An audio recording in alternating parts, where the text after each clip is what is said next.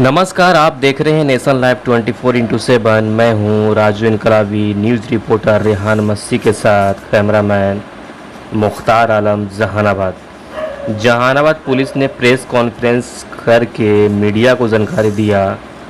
फल्गु नदी के तट पे चल रहा था मिनी गन की फैक्ट्री। जहानाबाद पुलिस ने रेड मारी, काफ़ी संख्या में असला बरामद।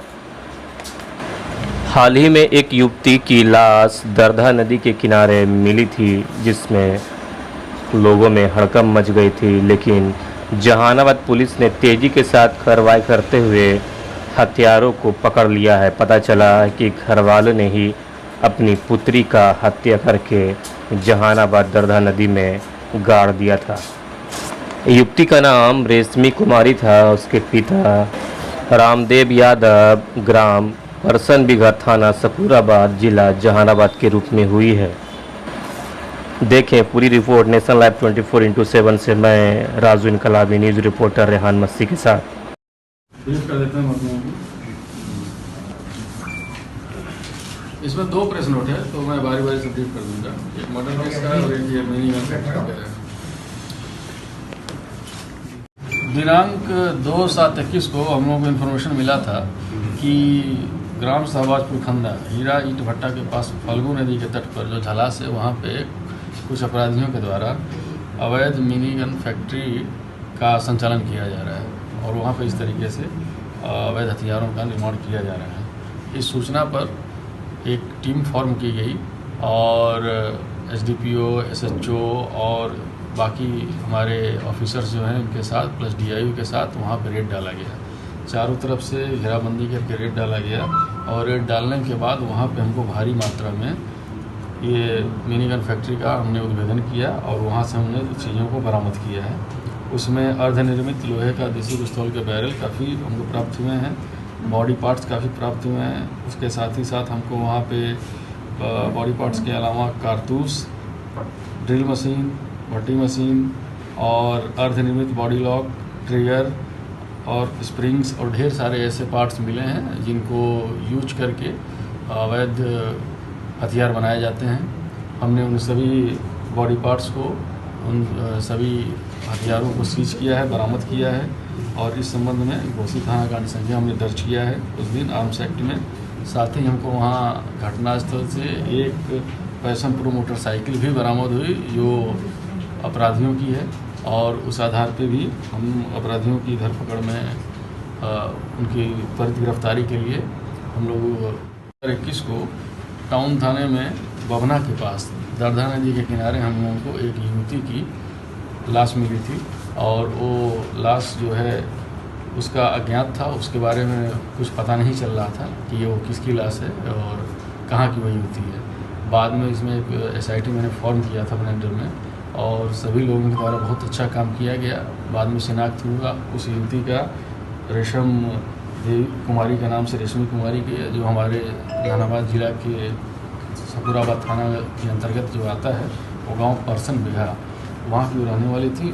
उसकी शादी हो गई थी टेकारी गया में, लेकिन एक गांव के ही अपने लड़के के साथ जो भी संबंध थे उस वजह से इस लड़की के घर वालों ने उसको मार के और ले जाकर वहाँ फेंक दिया था।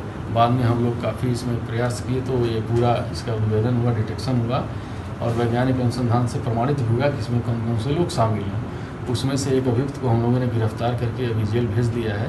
बाकी उसमें जो अभियुक्त हैं वो अभी फरार हैं, उनकी भी गिरफ्तारी हम लोग सुनिश्चित कर लेंगे। और ये सेकंड ऐसी घटना है यहाँ पे मेरे ज्वाइन करने के बाद से जिसका सफल उद्भेदन किया गया है। अज्ञात व्यक्ति की लाश जो लोग डंप करके चले जाते हैं और सोचें कि उसका उद्भेदन नहीं होगा, तो ये बेसिकली एक कमज़ोर वर्ग, चूँकि महिलाएं कमज़ोर वर्ग हैं तो उस पर विशेष संवेदनशील रहते हैं हम लोग। और ऐसे जो भी हमारे पास केसेस आते हैं उनका त्वरित डिटेक्शन और ऐसे लोगों की गिरफ्तारी, अपराधकर्मियों की गिरफ्तारी। तो आपने सुना एसपी साहब दीपक रंजन बता रहे हैं कि किस तरह से हत्या हुई थी। तो मैं आपको बताता चलूं कि 1 साल पहले रेशमी की शादी हुई थी। लड़का का नाम सुजीत कुमार था, पिता उमेश यादव, 56 बीघा, थाना टेकारी, जिला गया के साथ हुई थी।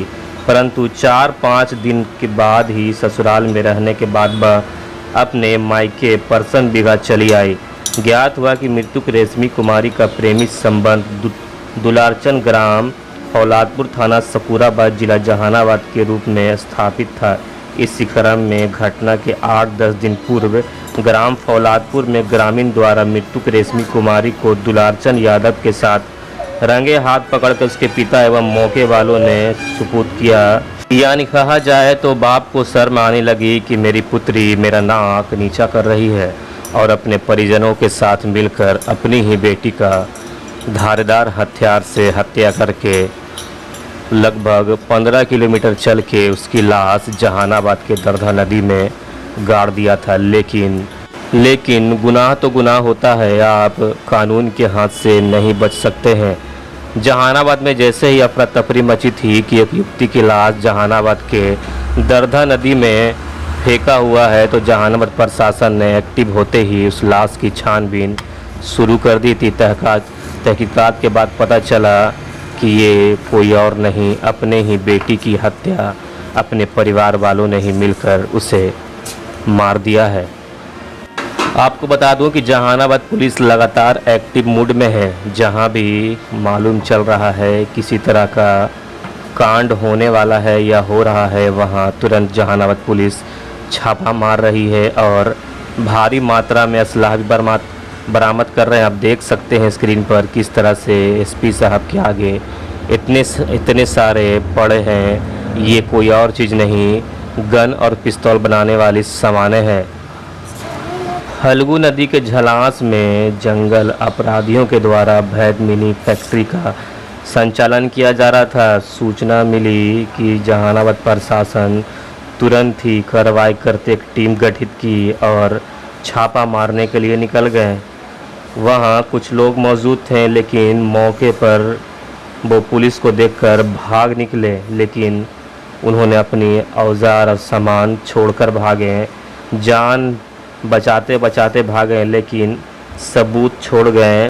यानी कहा जाए तो अभी सिर्फ जहानाबाद के पुलिस की इस मौके पर असलाहे हाथ लगी है, लेकिन अभी मुजरिम फरार है। इसका मतलब है कि मुजरिम जल्द से जल्द सलाखों के पीछे होगा, इसलिए कि जहानाबाद की पुलिस लगातार एक्टिव मूड में दिख रही है। कोई भी क्राइम करने से पहले आप सोच ले कि आप बच नहीं पाएंगे। एसपी दीपक रंजन जहानाबाद ने कहा कि अब बख्शाइश नहीं है। आप देखते रहें नेशनल लाइव 24/7 रहे वक्त के साथ। मैं news reporter Raju Inqalabi, news reporter Rehan Massey के साथ कैमरामैन मुख्तार आलम जहानाबाद। अगर आप यूट्यूब पर देख रहे हैं तो चैनल को सब्सक्राइब करना ना भूलें। अगर आप फेसबुक पर देख रहे हैं तो फॉलो बटन को ज़रूर दबाएं ताकि अगला न्यूज़ आते ही आप तक पहुंच जाए। धन्यवाद।